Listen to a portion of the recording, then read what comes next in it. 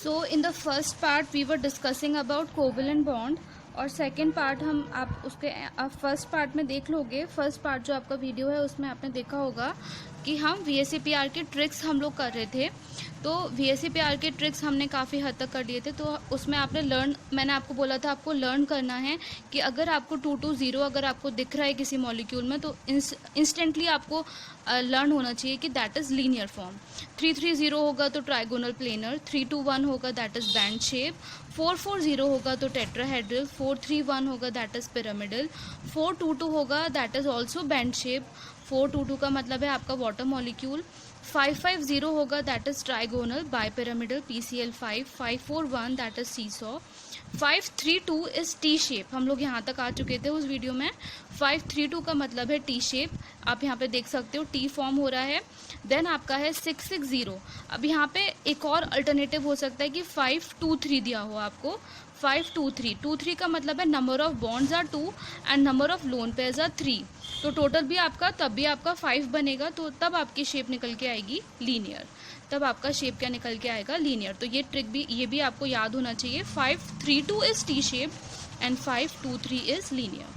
उसके बाद आता है आपका 660 that is octahedral and then 651 is square pyramidal BRF5, 642 is square planar XEF4।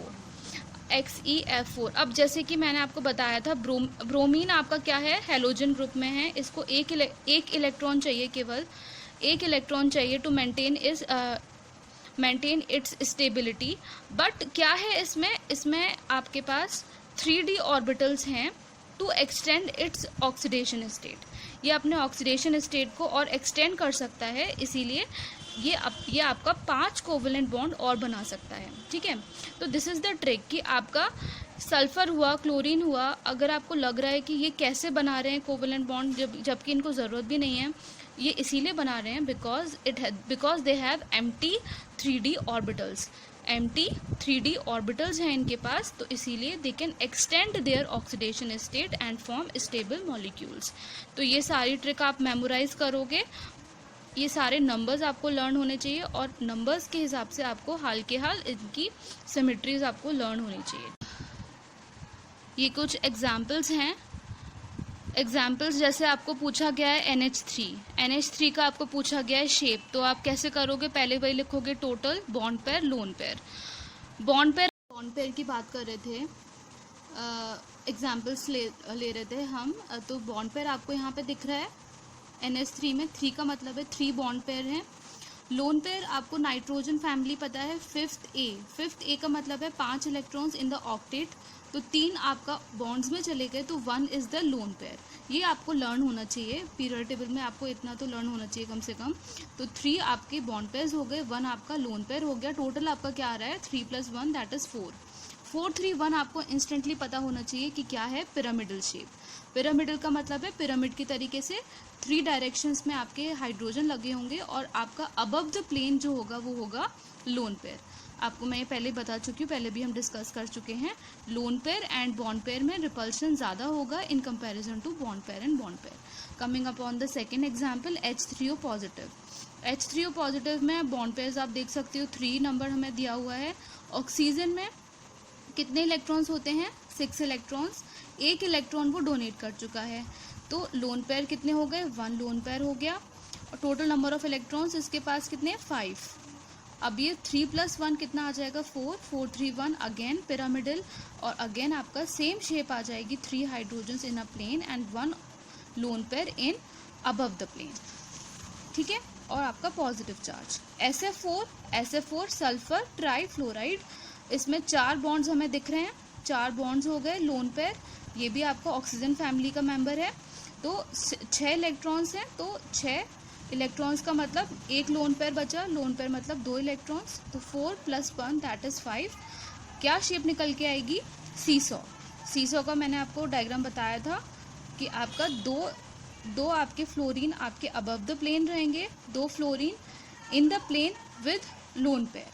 इस तरीके से आपका निकल के आएगा। नेक्स्ट एग्जाम्पल है ClF3 में नंबर ऑफ बॉन्ड्स आपको दिख रहे हैं 3 और ये आपका हेलोजन फैमिली का मेंबर है, तो total number of electrons in outermost shell कितने हैं 7।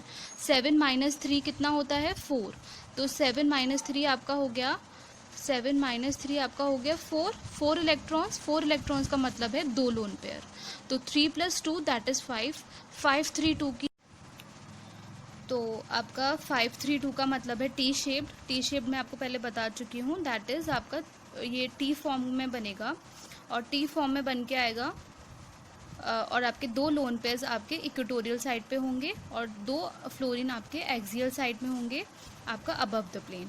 ICl2 माइनस ICl2 आई आपका हेलोजन फैमिली में वही 7 आपके इलेक्ट्रॉन्स होंगे। बॉन्ड्स हमें दिख रहे हैं 2 लोन पेयर्स, अब यहाँ पे इसने 1 इलेक्ट्रॉन और एक्सेप्ट कर लिया है, तो 7 माइनस 2 दैट इज 5। 5 + 1 6, 6 इलेक्ट्रॉन्स का मतलब है 3 लोन पेयर्स, तो 2 + 3 is equals to 5। 5 2 3 is equals to linear form आएगी आपकी, और आपके 2 क्लोरीन आपके अबव द प्लेन रहेंगे, इन दोनों के बीच का एंगल रहेगा 180 डिग्री, और आपके 3 लोन पेयर्स रहेंगे in the equatorial side. H2O में आपके बॉन्ड्स आपको दिख रहे हैं 2, लोन पेयर्स आपके 2, टोटल हो जाएगा आपका 4, that is bend shape. Bend shape का मतलब है आपका जो एंगल रहेगा इज लेस देन 180 डिग्री, और आपके लोन पेयर्स रहेंगे अबव द प्लेन, इसको बोलते हैं हाफ बुक शेप। अगर और भी आपके डाउट्स हों, कोई भी एग्जाम्पल्स हों, तो then you can ask further in the comment section. Thank you so much.